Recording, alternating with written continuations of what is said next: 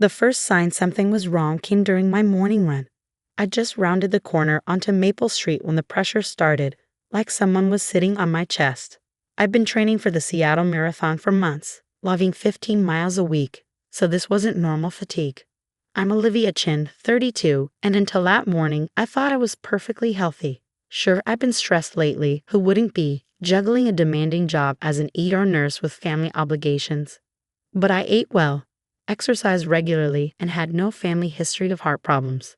The pain intensified as I stumbled home, my left arm tingling uncomfortably. My medical training screamed heart attack, but my mind refused to accept it. I was too young, too healthy, too careful with my lifestyle choices.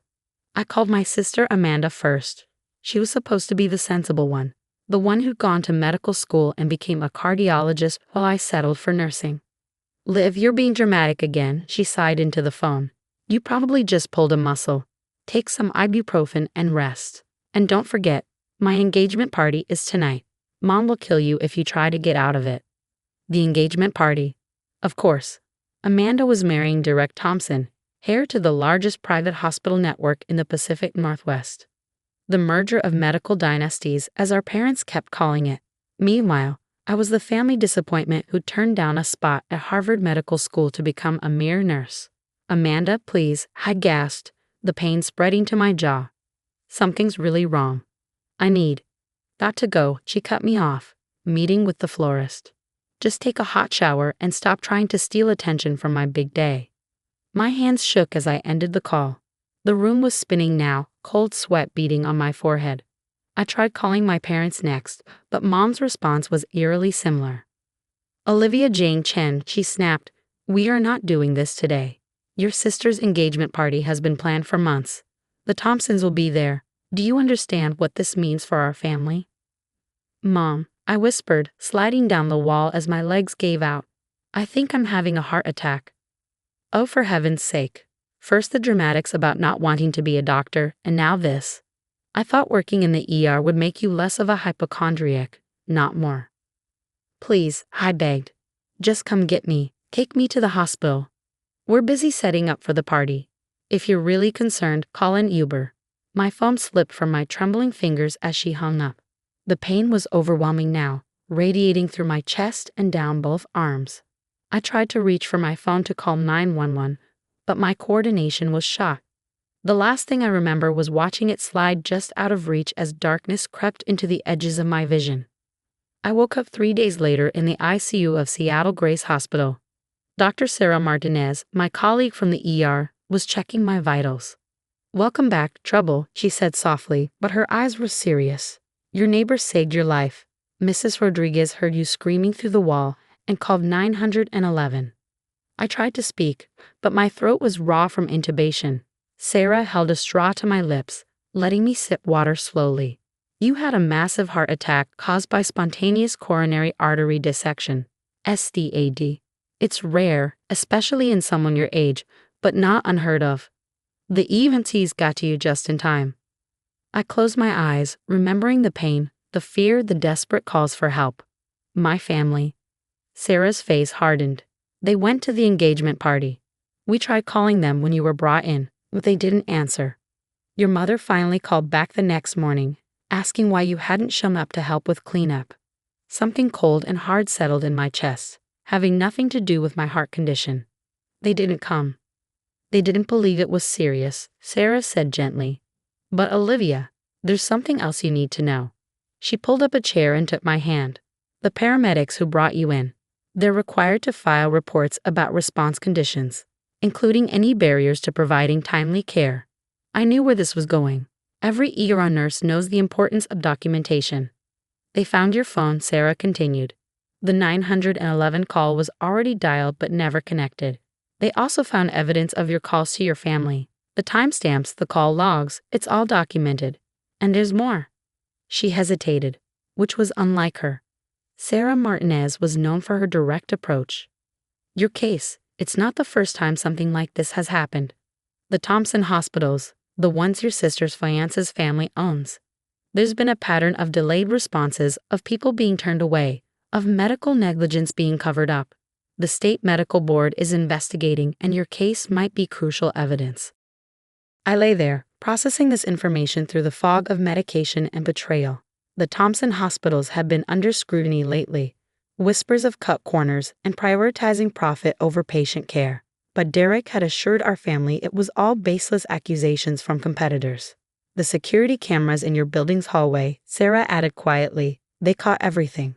Your collapse, the time it took for help to arrive, and your sister's fiancé, Derek, arriving at your door 20 minutes before the ambulance came. He looked in, saw you on the floor, and left without helping. The heart monitor betrayed my shock, beeping rapidly as my pulse spiked. He was there. Sarah nodded grimly. The timestamp shows he came by right after you called Amanda. He had to have known you were in distress. As a doctor, he had a duty to help. But he just left. The pieces started falling into place. Amanda's dismissal of my symptoms, my parents' insistence that I was being dramatic, Derek's abandonment. They hadn't just ignored my crisis. They'd actively chosen to let me suffer rather than risk disrupting their perfect evening. There's a state investigation starting, Sarah continued. The medical board wants to review every case of negligence at Thompson hospitals. Your sister's name has come up. Cases where she might have helped cover things up. The investigators want to talk to you once you're stronger. I stared at the ceiling, counting the tiles to keep from screaming. My own family had left me to die on my floor because they didn't want to miss a party, because image mattered more than my life. Mrs. Rodriguez has been here every day, Sarah said, changing the subject. She brings soup, sits with you, talks to you in Spanish. She said she heard you through the wall that morning, trying to convince your family to help. She's been calling you my Hia, her daughter. A tear slid down my cheek. A neighbor I barely knew had shown more care than my own blood. Rest now, Sarah patted my hand. Focus on getting stronger. But Olivia, when your family finally shows up, and they will once they realize what's happening, remember this moment. Remember who was here for you and who wasn't. I closed my eyes, exhausted but unable to rest. In the darkness behind my eyelids, I kept seeing Derek's face as he left me on the floor, kept hearing Amanda's dismissive voice, kept feeling the weight of my parents' disappointment. Save everything, I whispered. The reports, the footage, all of it. Sarah squeezed my hand. Already done. We protect our own here. As I drifted off, I heard Mrs. Rodriguez's voice from a hallway, speaking softly in Spanish to the nurses. My family might have abandoned me, but somehow I found another one, right here in the hospital where I'd chosen to build my life. I didn't know it then, but this was just the beginning. My family would be back, not to apologize, but to beg for help when their perfect world started crumbling. And I would be ready. They say karma comes for everyone eventually. For my family, it arrived exactly 3 weeks after I was discharged from a hospital, dressed in a crisp suit and carrying a state medical board badge. I was back at work, on light duty in the ER, when Amanda burst through the doors. Her designer clothes were wrinkled, her perfect makeup streaked with tears. For a moment, I thought she'd finally come to apologize. I should have known better. Liv, she grabbed my arm, pulling me into an empty exam room. You have to help us. They're investigating Derek's hospitals. They're saying we covered up cases of negligence, that we prioritized profit over patient care. They even have some ridiculous security footage of Derek supposedly ignoring a medical emergency. My heart, my damaged, healing heart, skipped a beat.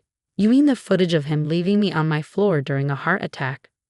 She stopped, color draining from her face. What? He came to my apartment that day, Amanda, after I called you begging for help.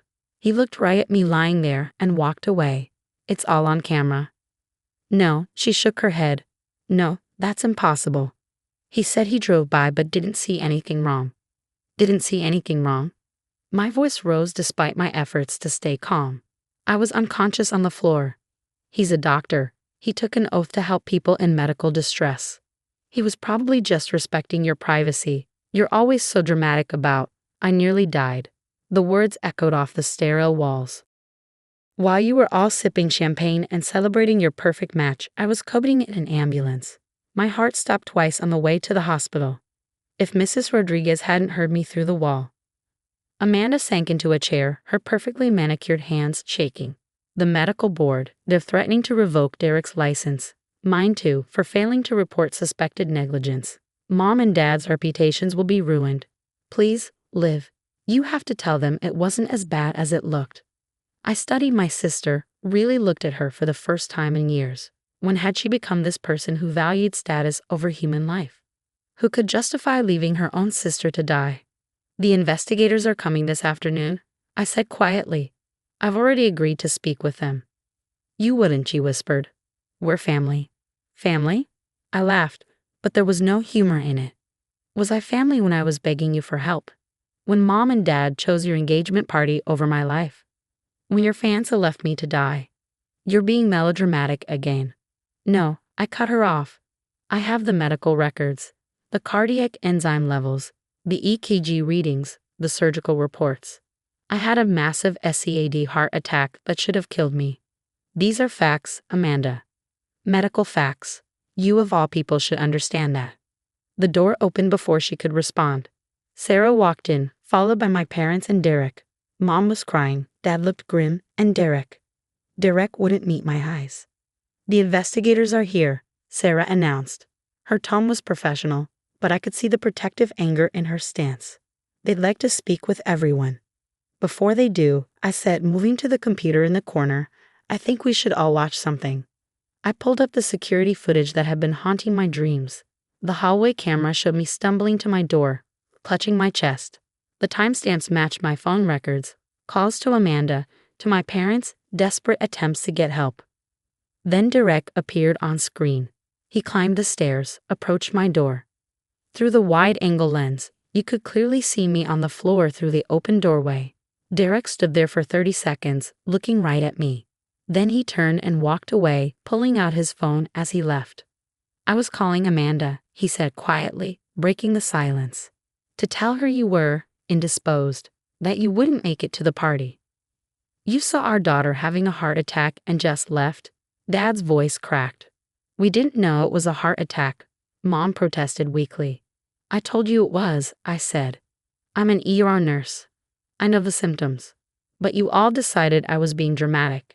Just like you decided those other patients at your hospitals were being dramatic, right, Derek? Derek flinched.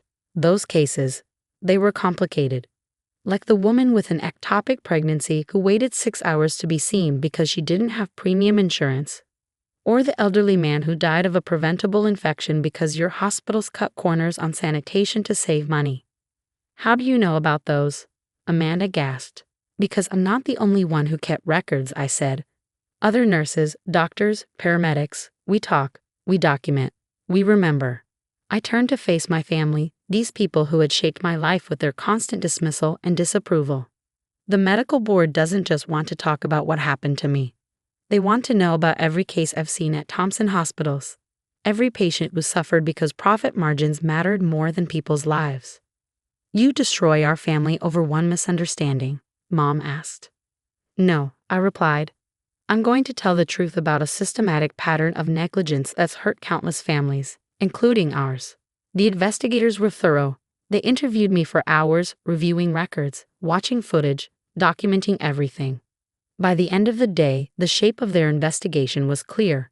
The Thompson Hospital Network would face massive fines and oversight. Derek and Amanda's medical licenses were suspended pending further review. My parents didn't speak to me for months after that. The perfect engagement imploded. Apparently, the Thompsons weren't interested in a merger once their empires started crumbling. Amanda moved to Chicago to start fresh. Derek took a job at a small private practice in Montana, about as far from his family's scandal as he could get. The changes weren't just in my family. The investigation sparked a major overhaul of private hospital regulations in the state. New protocols were implemented, oversight increased, patient care prioritized over profit margins. I stayed at Seattle Grace, doing the work I'd always known mattered. My found family grew stronger. Sarah, my fellow nurses, even Mrs. Rodriguez, who still brings me soup every Sunday and calls me her daughter. Last week, I received a letter from Amanda. I've been thinking about that day, she wrote, about who I became, what I was willing to sacrifice for status and success. I'm working at a community clinic now, treating patients who can't afford premium care. Every time I see someone in distress, I think about you on that floor. I'm sorry, Liv. not just for that day, but for every time I dismissed you, belittled your choices, chose image over integrity. I haven't answered yet. Some betrayals cut too deep for easy forgiveness. But I keep the letter in my locker at work, next to a photo of my ER team and a handwritten recipe for Mrs. Rodriguez's chicken soup. Yesterday, a young woman came into the ER with chest pain. Her family was dismissing her symptoms, telling her she was being dramatic. I saw myself in her eyes. The fear, the uncertainty, the desperate need to be believed. "I hear you," I told her, taking her hand. "And I believe you. We caught her cardiac event early. She'll make a full recovery." As I watched her family crowd around her bed later, apologizing through tears for not listening sooner, I felt something in my own heart shift and soften. Sometimes the hardest lessons come through our deepest wounds. My family chose status over my life, but in doing so, they taught me the true meaning of care, of integrity, of standing up for what's right even when it costs you everything. I'm back to running now, building up my strength mile by mile. Sometimes on my morning route, I pass my old apartment building. Mrs. Rodriguez always waves from her window, keeping watch just like she did that day. I wave back, my heart, scared but stronger, beating steady and sure. They say every cloud has a silver lining. Mine came in the form of a medical investigation that exposed corruption, a found family that showed me true care, and a second chance to live life on my own terms. My parents still struggle to understand my betrayal of the family. But that's okay. I finally understand that sometimes the most loving thing you can do is tell the truth, no matter how much it hurts. Last month, Seattle Grace named me head nurse of the emergency department. At the ceremony, Sarah hugged me and whispered, "See, sometimes the mere nurses save the whole damn system." She's right. Sometimes it takes a near-death experience to truly start living. Sometimes you have to lose the family you were born into to find the one you were meant to have. And sometimes, the best revenge isn't about getting even. It's about making sure no one else has to go through what you did. I keep a copy of that security footage not out of bitterness, but as a reminder. A reminder that speaking truth to power matters. That genuine care trumps social status. That family isn't about blood. It's about who shows up when you're on the floor, who stays when things get hard, who believes you when you say something's wrong. Every day in the ER, I see people at their most vulnerable. I listen to their fears, validate their pain, advocate for their care. And every time I help someone who feels unheard or dismissed, I heal a little piece of myself too. That's the thing about hearts, they can break in more ways than one. But with the right care, the right support, and the right kind of love, they can also grow stronger at the broken places.